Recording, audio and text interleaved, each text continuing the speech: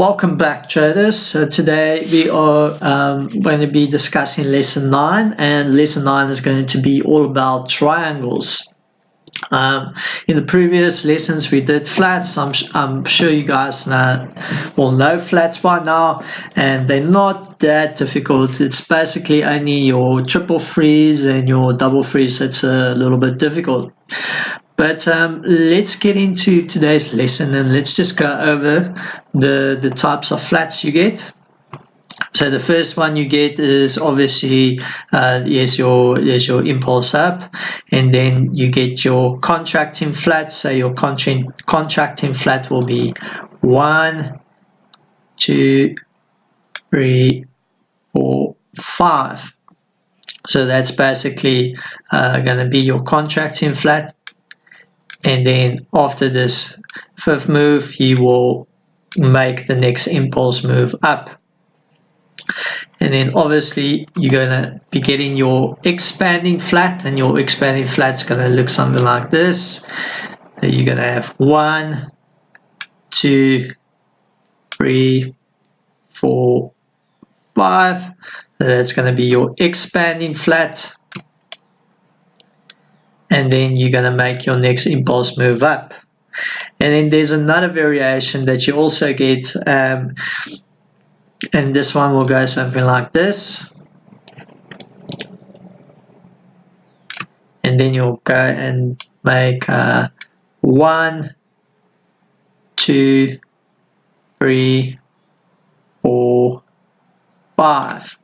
And this is basically what we call a barrier triangle. So at the top here, it will be very, it will, the peaks will be very equal to the top of the impulse move, and then after this, you'll get your next impulse move up. So triangles, you don't find them very often. They are quite rare, but we'll go into the charts and I'll show you. It's most of the time especially in the higher time frames, you will get something that looks like this. You'll go up, and then you'll come back down, and then you'll go 1, 2, 3, 4, 5. So what will happen in the higher time frames is that you will get a triangle in the middle, but this is not a complete correction yet. Most of the time you'll find the triangle in the middle, and then you will come back down here, and then this will obviously become your complete correction. So this is just, you've guessed it, it's just a normal regular flat with a triangle in the middle. So you'll find this on higher time frames. So be aware of this, that you're not fooled in thinking that okay, we've got a triangle, and the correction is complete and we're going to break out. So remember this variation. You can find inside a very big correction, you can find a triangle in the middle that will obviously form your B wave, and then you'll make your bigger, complete your bigger correction. So let's quickly go into the charts and find some triangles for you guys so you can see how they look. So here we are in copper. So basically what we can see is we had this move up, and then we had a 1, 2, 3, 4, 5, and then we shot up like a rocket. So let me draw in these lines over here for you so you guys can see. Let's make this yellow. And the other thing, guys, is you want to look at, you want to see these 5 waves in the time frame that you're looking in, and also remember that how we label a triangle. A triangle we will label A, B, C, D, E, and then obviously after this E wave, you're expecting it to break out and go to the top, and this, I mean, this just went like a rocket. And then the other thing that will help you to identify the triangles is on your MACD. You will also see 5 waves. So basically you will see 1, 2, 3, 4, 5. So very easy. The MACD will normally tell you, will help to tell you if it's a triangle or not.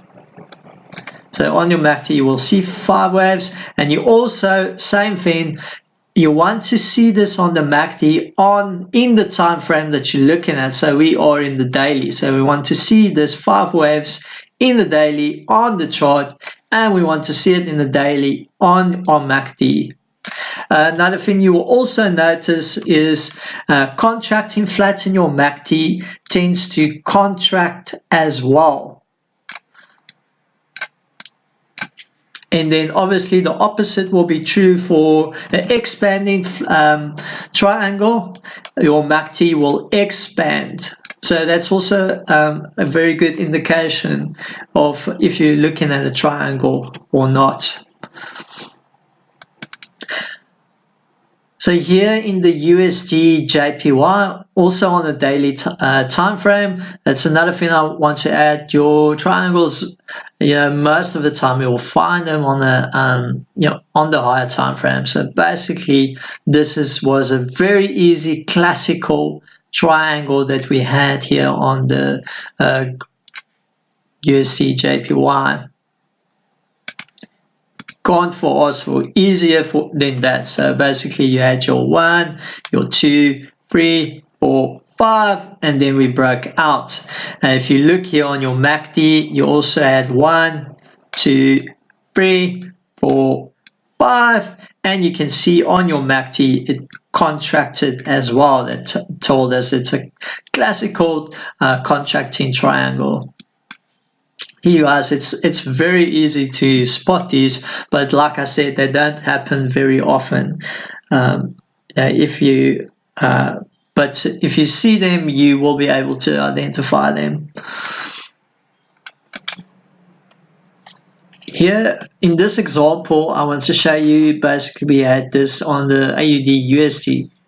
We saw this move coming up, and then we saw this move coming up. At this point, we thought that, hey, maybe we are going to be forming a triangle here.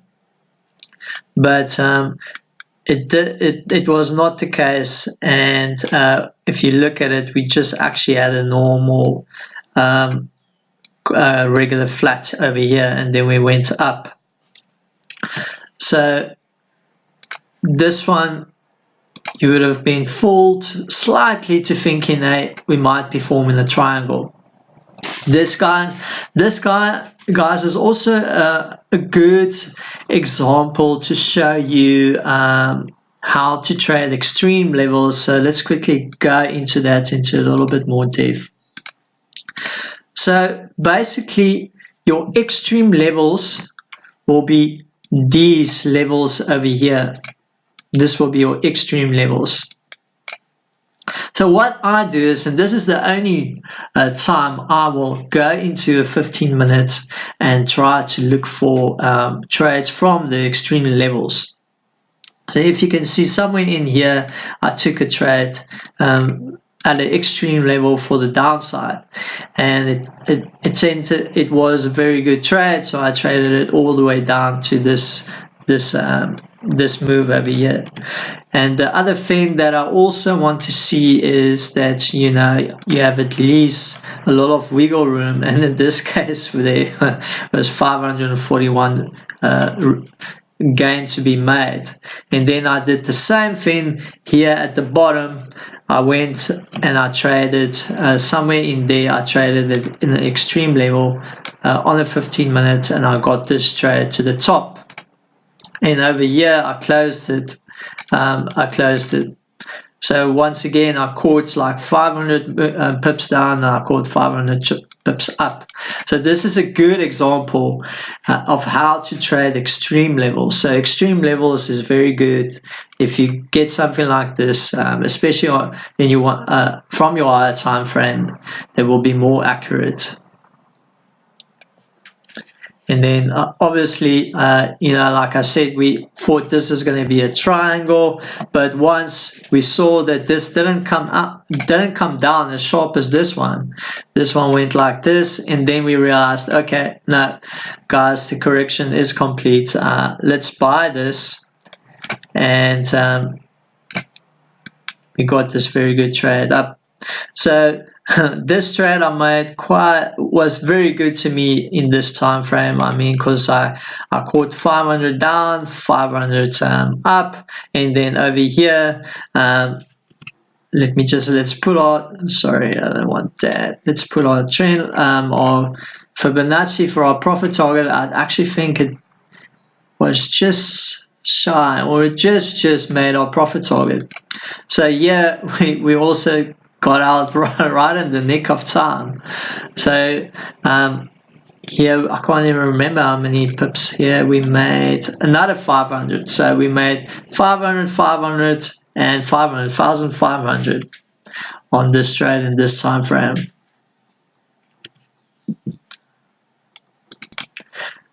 So basically, that's triangle, guys. Triangles, like I said, they're very rare. We can go into a few charts and try and find some triangles, but like I said, they're actually very rare. You don't find them often. So let's go through the time frames and see if we can find a triangle. Nothing inside there.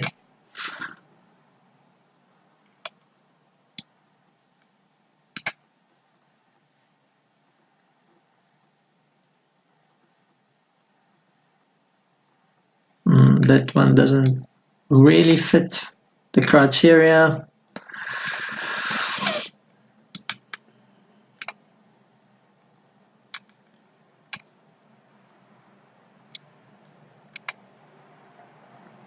Let's see here.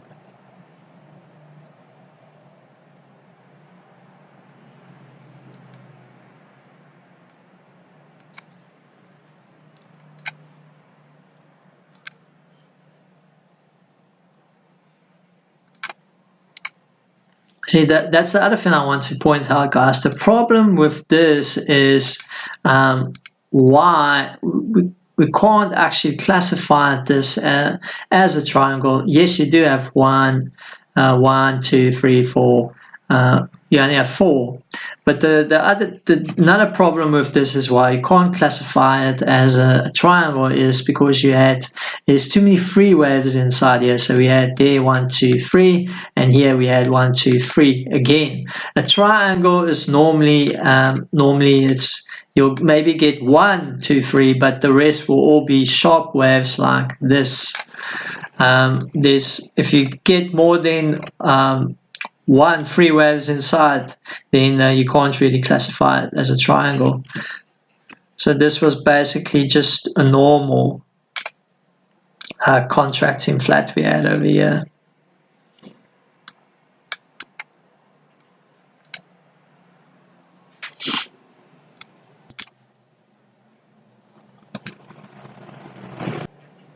So yeah, guys, that's basically it for triangles. You guys can go in the chart and then you can go and see what other triangles you get. You know the rules. So just go in the chart and study the charts and see all the different types of patterns you get. That's the only way you're going to get good. So I'll see you guys in the next lesson.